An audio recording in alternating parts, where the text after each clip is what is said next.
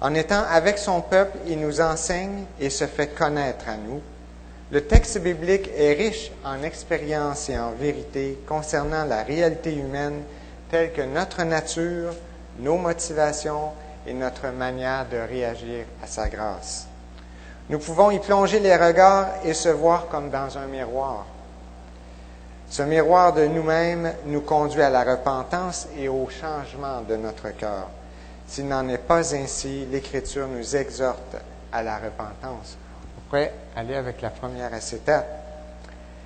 Puis,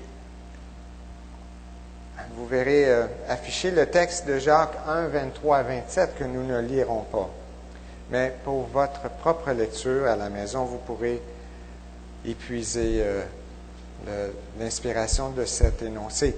Le cœur de l'homme est tortué par-dessus tout, mais Dieu est notre seul espoir de délivrance et de sanctification. Il est celui qui met tout en lumière dans notre cœur. Il y a un chemin qui conduit au salut, et ce chemin passe par l'écoute de ce qu'il veut nous dire. Ouvrons nos cœurs à sa parole pour y être transformés. Dans la prochaine série de messages, nous allons explorer le livre de Lévitique. Mais aujourd'hui, j'aimerais vous proposer une mise en situation et voir le contexte historique qui entoure l'inspiration par le Saint-Esprit du livre écrit par Moïse. Nous reculons de quelques siècles plus tôt. Il y a les patriarches qui sont à l'origine du peuple d'Israël, la famille de Jacob.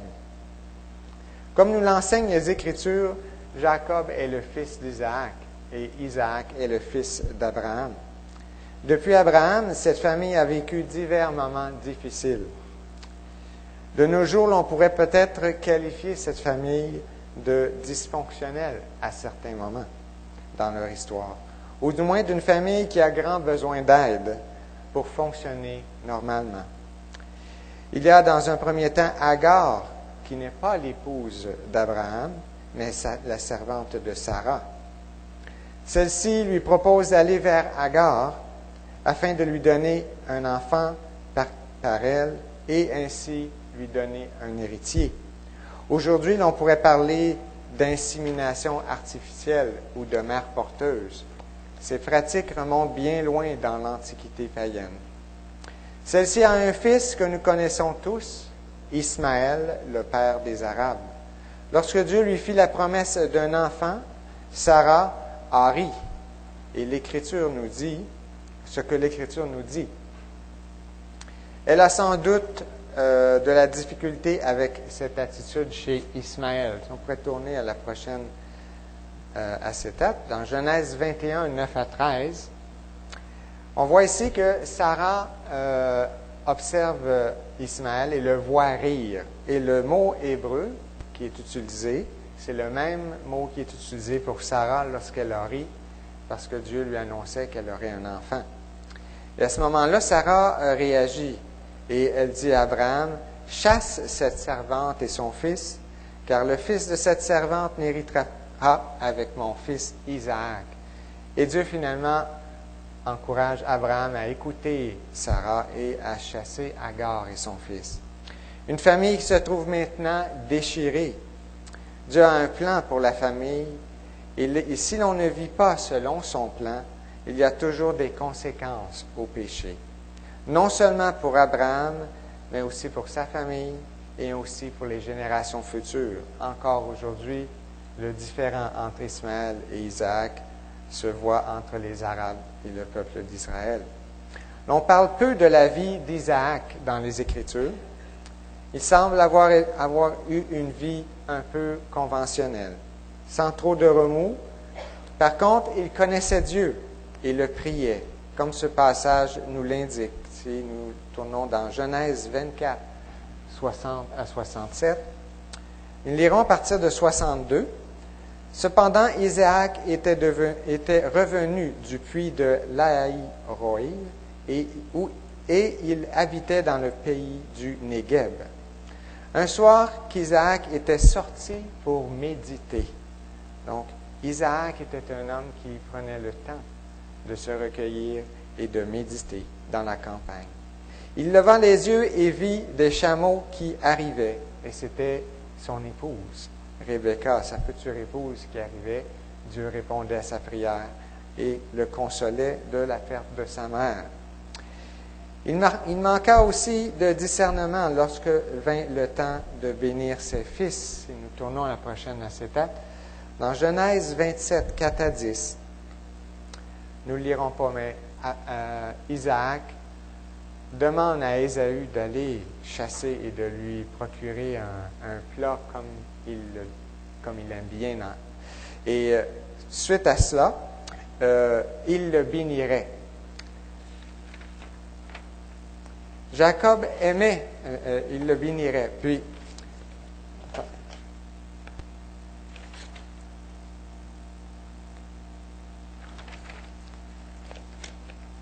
Jacob aimait les promesses de Dieu et les désirait ardemment. Sa mère était complice dans sa façon de les obtenir. La manipulation est un péché qui est le parent du meurtre, car il est à la racine de l'aliénation de l'être responsable. Elle demande à son fils de aussi faire un plat rapidement avant que Ésaü revienne, et ainsi se faire passer pour Ésaü et obtenir frauduleusement la bénédiction que Isaac voulait donner à Ésaü. Plusieurs familles dysfonctionnelles sont marquées par des rapports de manipulation qui étouffent ou déresponsabilisent l'individu. Il est impossible de vivre la repentance si l'on ne réalise pas notre responsabilité dans toutes nos décisions et nos actions. Lorsque Jacob craignait les conséquences possibles de sa ruse, sa mère lui dit, parce que lorsque sa mère a proposé cette stratégie à Jacob, Jacob a dit, si je me fais découvrir, je vais faire venir la malédiction sur moi. Et sa mère lui répond, que cette malédiction, mon fils, retombe sur moi. Écoute seulement ma voix et va me les prendre. On parlait des chevreaux pour préparer le plat. Nous ne sommes pas forcés de reproduire les comportements de nos parents ou de nos proches. Nous ne sommes pas forcés d'agir en vue de leur plaire ou de ne pas les blesser. Nous sommes appelés à chercher à plaire à notre Créateur d'abord et avant toute chose. Nous sommes des êtres responsables de nos actes. Imitons le bien et non le mal. Ici, le fait de plaire à Isaac, en lui apportant un plat tel qu'il l'aimait, favorisait la bénédiction. Ce qui est contraire à ce que nous connaissons de Dieu, du moins ce que moi je connais de Dieu, car ce n'est pas en plaisant que nous obtenons la bénédiction. Rebecca le savait et ce sera par ruse qu'elle obtiendra la bénédiction pour son fils Jacob. Pourquoi cette division dans la famille? Est-ce que Rebecca connaissait quelque chose qu'Isaac ignorait? Ou peut-être qu'Isaac avait oublié la parole prophétique prononcée à l'égard de ses fils? Dieu accomplit fidèlement ses promesses, ce sera la foi qui le reconnaîtra. Dans Genèse 25, 20 à 26, nous voyons, avant la naissance d'Ésaü et de Jacob, que Dieu a répondu à la prière d'Isaac. Et au moment où Rebecca est enceinte, les enfants se luttent dans son ventre et elle va consulter l'Éternel. Au verset 22, les enfants se heurtaient dans son sein et elle dit, « Qu'est-ce qui m'arrive? » Elle alla consulter l'Éternel. L'Éternel lui dit, « 2 nations sont dans ton ventre, 2 peuples se sépareront au sortir de tes entrailles. Un de ces peuples sera plus fort que l'autre, et le plus grand sera assujetti au plus petit. » Donc, Rebecca connaissait les promesses de Dieu pour ses enfants. Isaac connaissait Dieu, et il le connaissait comme le Dieu tout-puissant, le terrible, que nous verrons un peu plus loin. Sans doute que l'expérience d'être celui qui était offert en sacrifice par Abraham vous pouvez vous imaginer un peu l'expérience d'Isaac qui est attaché et son père qui lève le poignard pour l'offrir en sacrifice. Quelle expérience ça a dû être marquante dans sa vie. Il a appris à connaître Dieu comme la terreur d'Isaac. On ne peut être conduit à la repentance que si l'on ne réalise combien Dieu est saint et terrible pour celui qui est chargé de péché. Le péché dans la famille de Jacob, sur le prochain. Parce qu'Ésaü voulait sa mort suite à la bénédiction qu'il a perdue. Jacob a fui pour sa vie et il est allé rester chez son oncle Laban. Il a eu la naissance d'une famille. Là, j'aimerais que nous puissions lire ces versets. Genèse 29, 31 à 30, 24. L'Éternel vit que Léa n'était pas aimée. Jacob a eu 2 femmes, Léa et Rachel. Mais c'est Rachel qu'il voulait aimer, et Léa, ce sera frauduleusement qu'elle est devenue son épouse. Elle n'était pas aimée, et il la rendit féconde. Dieu a eu pitié de Léa, tandis que Rachel était stérile. Léa devint enceinte. Elle accoucha d'un fils à qui elle donna le nom de Ruben. Car, dit-elle, l'Éternel a vu mon humiliation, et maintenant mon mari m'aimera. Elle cherchait à être aimée de son mari. Elle devint encore enceinte et accoucha d'un fils. Elle dit, l'Éternel a entendu que je n'étais pas aimée, et il m'a aussi donné celui-ci. Elle lui donna le nom de Siméon.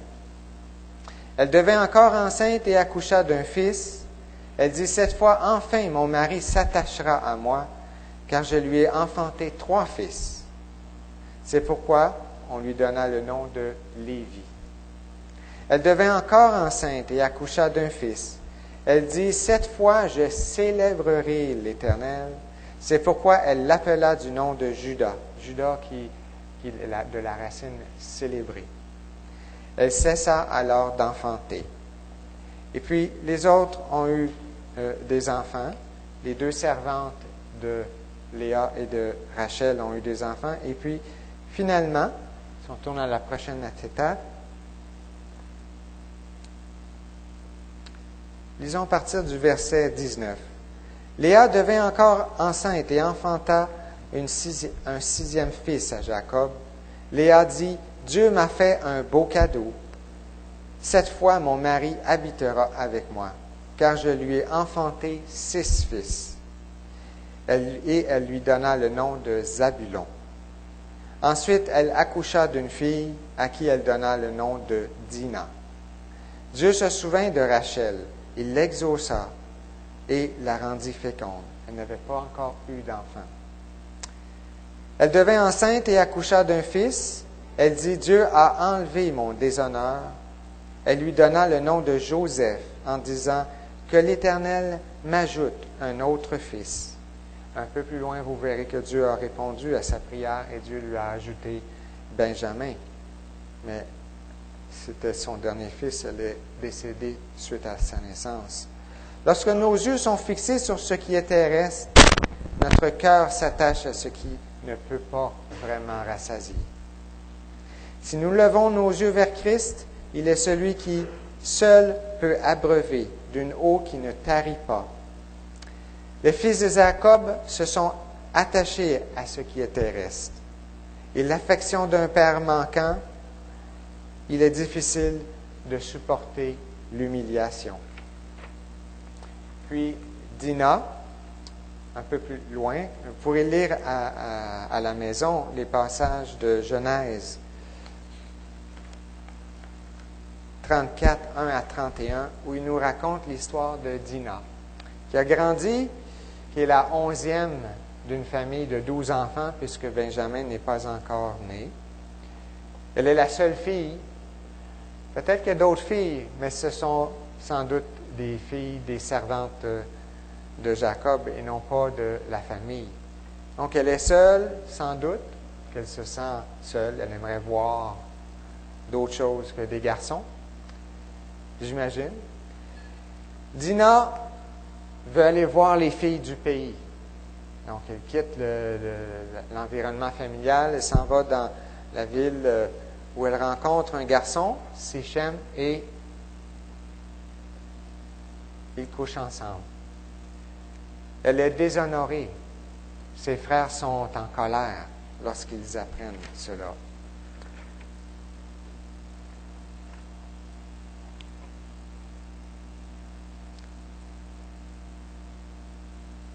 Celui-ci, Sichem, l'aime et il sait parler à son cœur et il veut maintenant l'épouser. Jacob l'apprend, mais il garde le silence. Ses fils ne sont pas encore arrivés. Sichem lui annonce la chose, ou son père a mort, un des deux. Il garde le silence. Combien de pères gardent le silence et n'exercent pas le leadership qui leur revient de par Dieu dans la famille? Il sait que ses parents avaient en horreur le mariage avec les Cananéens. Vous pourrez lire dans Genèse 26, 34 à 35, combien Isaac et Rebecca avaient en horreur le fait qu'Ésaü ait épousé des Cananéennes. Mais comme Isaac et Rebecca n'ont rien dit, parce que Ésaü ne l'a su qu'au moment où les parents de Jacob lui ont dit « Va chez Laban, épouse une fille de la famille et n'épouse pas une Cananéenne. » C'est à ce moment-là qu'Ésaü a compris que ses parents n'approuvaient pas le mariage avec une Cananéenne. Donc, il n'avait pas su. Peut-être par peur de lui déplaire, Jacob n'a rien dit. Il garde le silence jusqu'à l'arrivée de ses fils. Les fils de Jacob ont parlé avec ruse à Sichem. Sans doute que Jacob ne savait rien du plan que ses fils avaient en tête. Par une ruse extrêmement cruelle, ils ont massacré les habitants de la ville de Sichem et reprirent leur sœur Dina. Jacob leur dit à Lévi et Siméon, qui ont été les deux principaux instigateurs de ce plan, « Vous me causez du souci. » Au chapitre 34, 30 à 31, prochaine étape.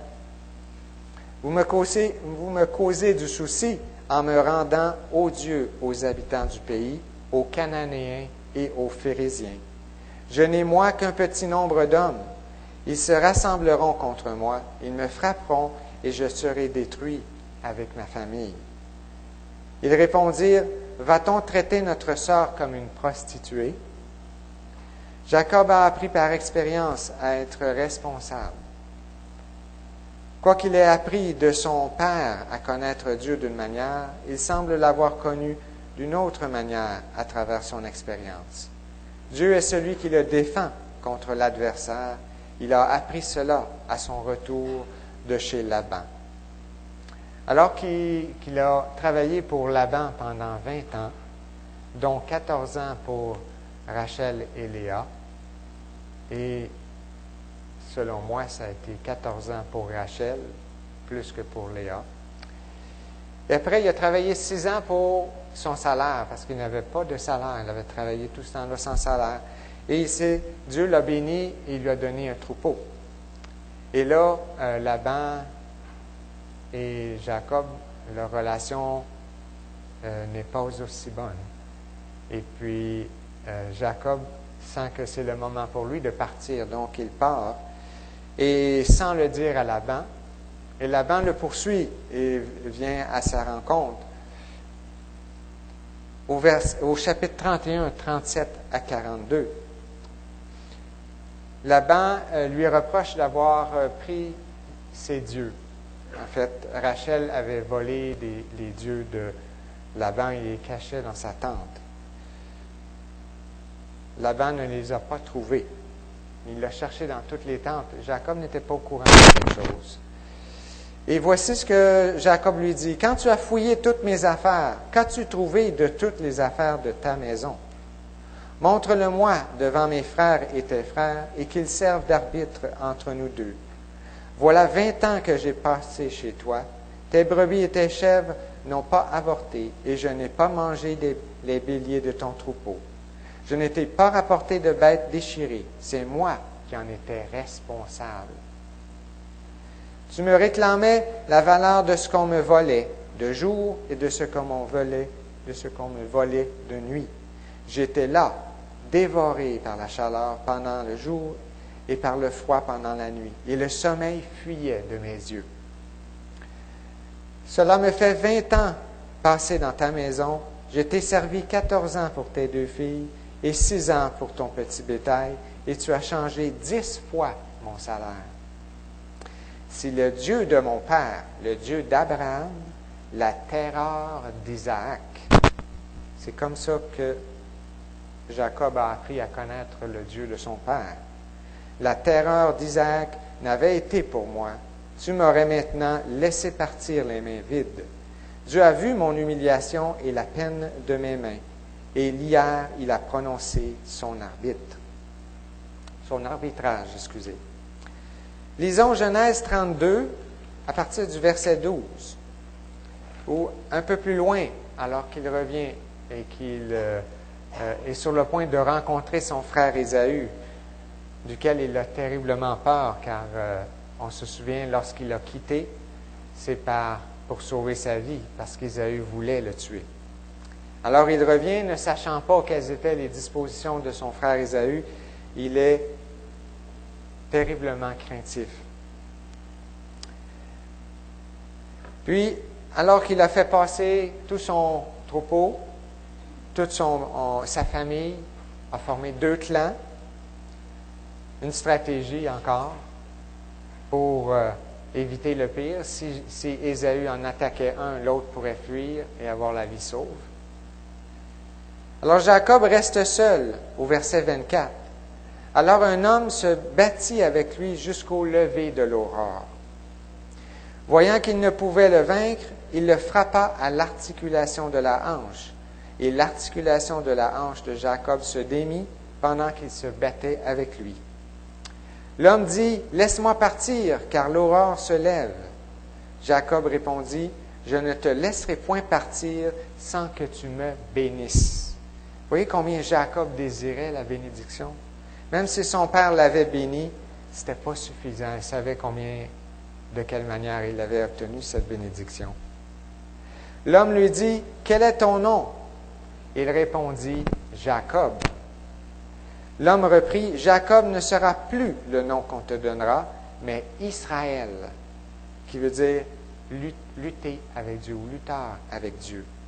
Car tu as lutté avec Dieu et avec des hommes, et tu as été vainqueur. » Jacob l'interrogea en disant, « Je t'en prie, indique-moi ton nom. » Il répondit, « Pourquoi demandes-tu mon nom? » Et il le bénit là.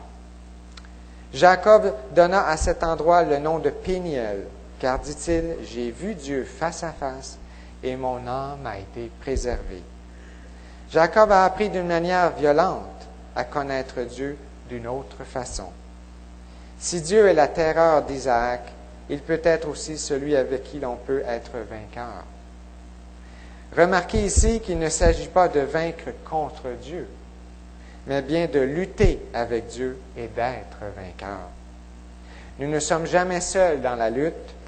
Dieu est avec ceux qui le cherchent avec un cœur repentant. Et avec lui, nous sommes assurés de la victoire.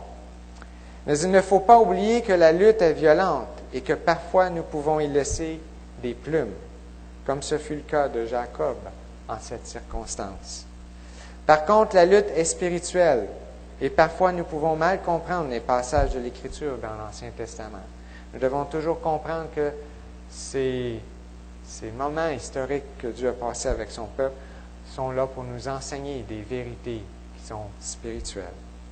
Nous devons comprendre que Dieu enseigne ses hommes sur des vérités qui parfois les dépassent. Et ce sera pour nous qui lisons ces passages de comprendre la vérité concernant Dieu et concernant l'homme dans sa relation avec lui et avec son prochain. Lorsque Jacob apprend que ses fils ont fait sans doute ce que ses fils ont fait dans l'histoire de Dina, sans doute que les vieilles peurs reviennent et il est soucieux, car il craint que les gens du pays ne viennent l'attaquer et le vaincre, puisqu'il n'est qu'un petit nombre d'hommes avec lui. Il n'y a pas de place pour la repentance, mais seulement la crainte des conséquences des gestes de sa famille sur les peuples qui l'entourent. Ses fils ne semblent pas connaître Dieu et leur manière de se servir de la circoncision comme ruse de guerre nous indique qu'ils ne comprennent pas ce signe à l'égard de Dieu et à l'égard d'eux-mêmes. Nous sommes en présence d'un Père qui a toute une responsabilité à l'égard de ses fils pour les conduire sur le chemin de la repentance. Le pardon de Dieu, le 3e chapitre. Joseph sera vendu par ses frères et de justesse, Ruben aura évité que ses frères ne le tuent. Ce n'était pas une famille très harmonieuse et très fonctionnelle, comme vous pouvez le voir. Judas proposera de le vendre plutôt que de le tuer. Joseph se retrouve en Égypte, plusieurs années passent et plusieurs malheurs le frappent aussi. Il se retrouve en prison et finalement le plus puissant à la tête de l'Égypte après le Pharaon. La famine conduit la famille de Jacob à venir chercher de l'aide en Égypte et Joseph les reconnaît lorsqu'ils viennent à lui. Mais eux ne le reconnaissent pas. Une raison sans doute pour laquelle ils ne le reconnaissaient pas, c'est qu'il y a une pratique chez les Égyptiens, c'était de se raser tous les poils. C'était pour eux presque une impureté que d'avoir des poils. Ils se rasaient tous les poils, donc ils n'avaient pas de barbe. Ses frères avaient sans doute une barbe, des longs cheveux. Ils se rasaient tous les poils. Fait que quand ils l'ont vu, ils ne l'ont pas reconnu. Parce que même après plusieurs années, on peut quand même reconnaître quelqu'un. Lorsque Joseph se fait reconnaître à eux, ils sont épouvantés. Genèse 45, 1 à 9, la prochaine étape. Oui. Joseph leur parlait et cachait la vérité concernant son identité, et là, il ne peut plus. Et il va éclater. Joseph ne pouvait plus se contenir devant tous ceux qui se tenaient auprès de lui. Il s'écria, « Faites sortir tout le monde d'auprès de moi. » Il ne resta personne avec Joseph quand il se fit reconnaître par ses frères. Il se mit à sangloter. Les Égyptiens l'entendirent et la maisonnée de Pharaon l'entendit. Joseph dit à ses frères, « Je suis Joseph. Mon père vit-il encore? » Mais ses frères ne purent lui répondre, car ils étaient épouvantés de se trouver en face de lui. Joseph dit à ses frères, « Je vous en prie, approchez-vous de moi. » Alors ils s'approchèrent. Il dit, « Je suis Joseph, votre frère, que vous avez vendu pour être mené en Égypte. Maintenant, ne vous affligez pas, ne soyez pas fâchés de m'avoir vendu pour être conduit ici, car c'est pour vous garder en vie que Dieu m'a envoyé devant vous. Voilà 2 ans qu'il y a la famine dans le pays, et pendant 5 années encore, il n'y aura ni labour, ni moisson. Dieu m'a envoyé devant vous pour vous assurer un reste dans le pays et pour vous permettre de survivre par une grande délivrance. Maintenant donc, ce n'est pas vous qui m'avez envoyé ici, mais c'est Dieu. Il m'a établi père du Pharaon, seigneur de toute sa maison et gouverneur de tout le pays d'Égypte. Hâtez-vous de remonter auprès de mon père. Vous lui direz, « Ainsi a parlé ton fils Joseph. Dieu a établi seigneur de toute l'Égypte. Descends vers moi sans tarder. » Joseph ignorait que ses frères avaient menti à leur père, leur faire croire qu'il était mort. Ils appréhendent sans doute avec terreur, les fils de Jacob, les conséquences de leur péché. Celui à qui ils ont fait tant de mal est maintenant si puissant qu'il a pouvoir de vie et de mort sur eux. Il peut leur rendre la juste part de leur méchanceté, tout comme ils ont vengé l'honneur de leur sœur. Il peut venger son propre honneur sur leur vie. Ils ne comprennent pas la bienveillance et la bonté de Joseph parce qu'ils ne comprennent pas la bonté et la bienveillance du Dieu d'Abraham, d'Isaac et de Jacob. Jacob n'a pas su leur faire connaître qui est Dieu.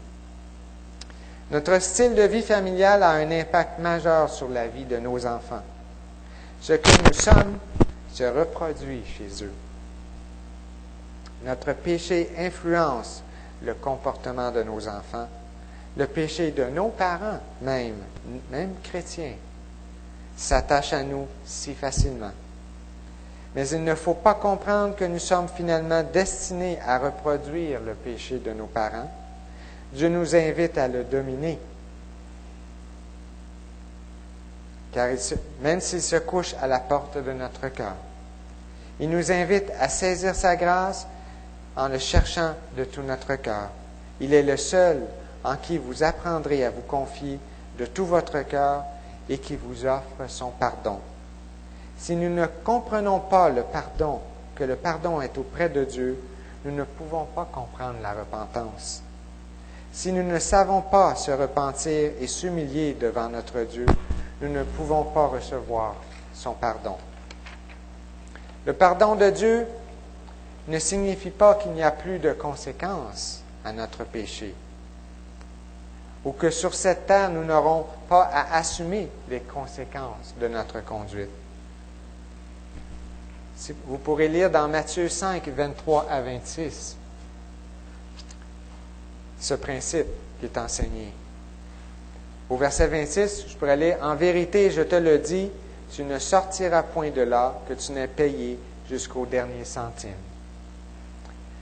L'humiliation est une bonne chose pour nous. Elle nous préserve du péché. Le psalmiste dira dans le psaume 119, 71, la prochaine étape, « Il m'est bon d'être humilié afin que j'apprenne tes prescriptions. » Vous pourrez lire le reste à profit plus tard.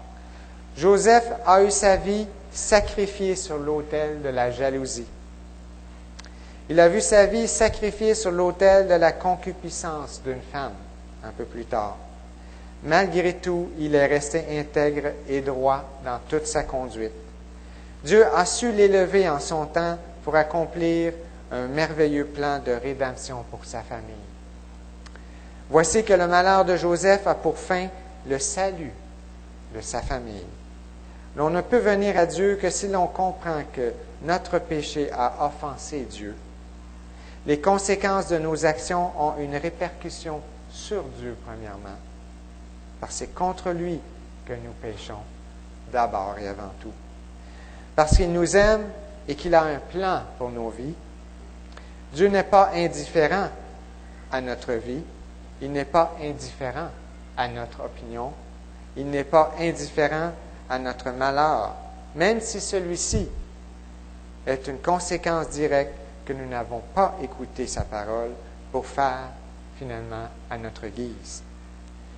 Dieu peut être triste, il peut être en colère, il peut être débordant de joie selon le cas, lorsque nous faisons des choix de croire ou de résister à sa parole. Lisons Luc 15, 17 à 24. Rentré en lui-même, il se dit, « Combien l'employé chez mon Père ont du pain en abondance, et moi ici, je péris à cause de la famine. » Le fils prodigue. Lisons à partir du verset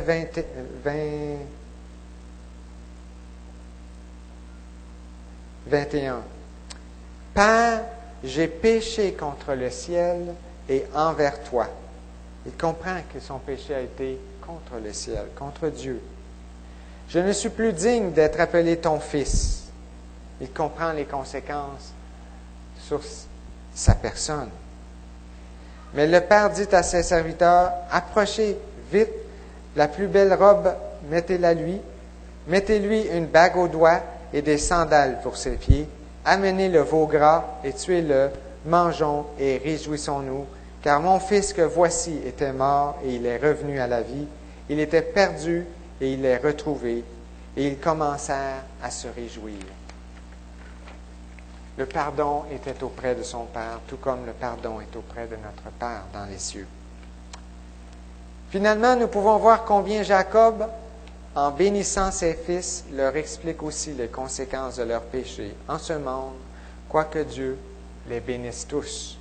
Si nous lisons dans le Genèse 49, 1 à 12, la bénédiction de Jacob à ses fils. Nous allons lire jusqu'au verset 12. Jacob appela ses fils et dit, « Assemblez-vous et je vous annoncerai ce qui vous arrivera dans les jours à venir. Assemblez-vous, écoutez, fils de Jacob, écoutez Israël, votre père. Ruben, toi, mon premier-né, celui qui normalement aurait eu le droit d'aînesse, celui qui aurait eu l'héritage. Ma force et les prémices de ma vigueur, supérieur en dignité et supérieur en puissance.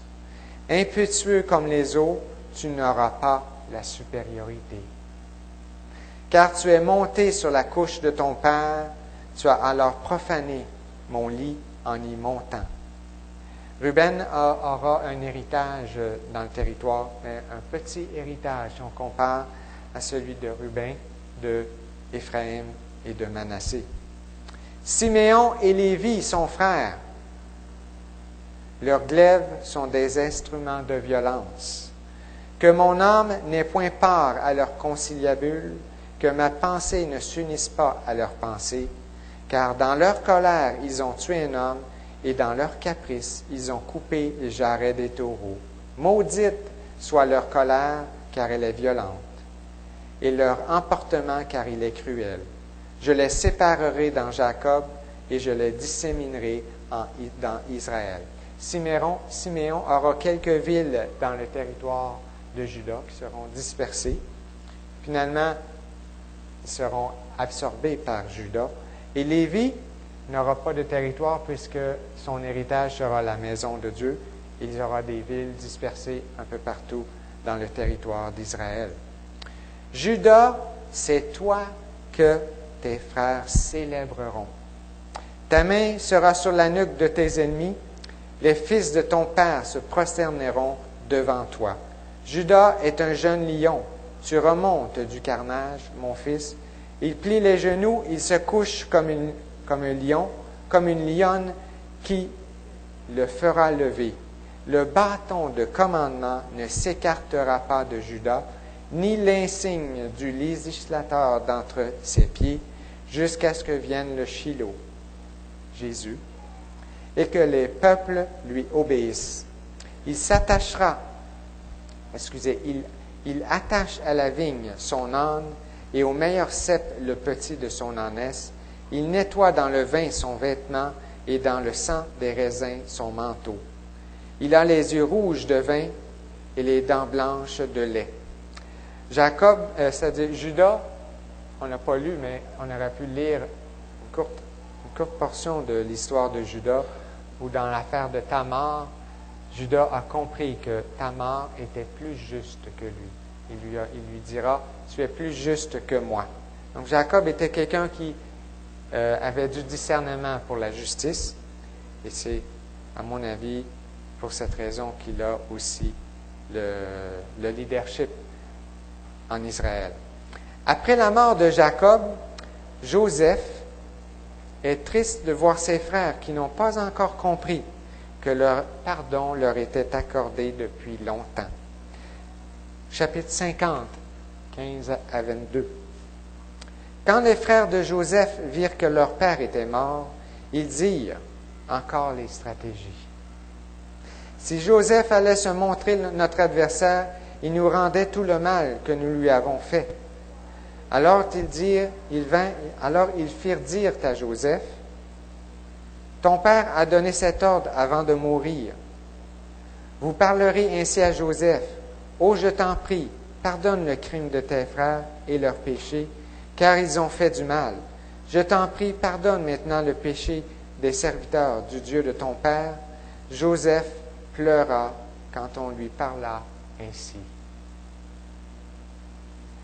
Ses frères vinrent eux-mêmes tomber à ses pieds et dirent, « Nous voici tes serviteurs. » Joseph leur dit, « Soyez sans crainte, en effet, suis-je à la place de Dieu?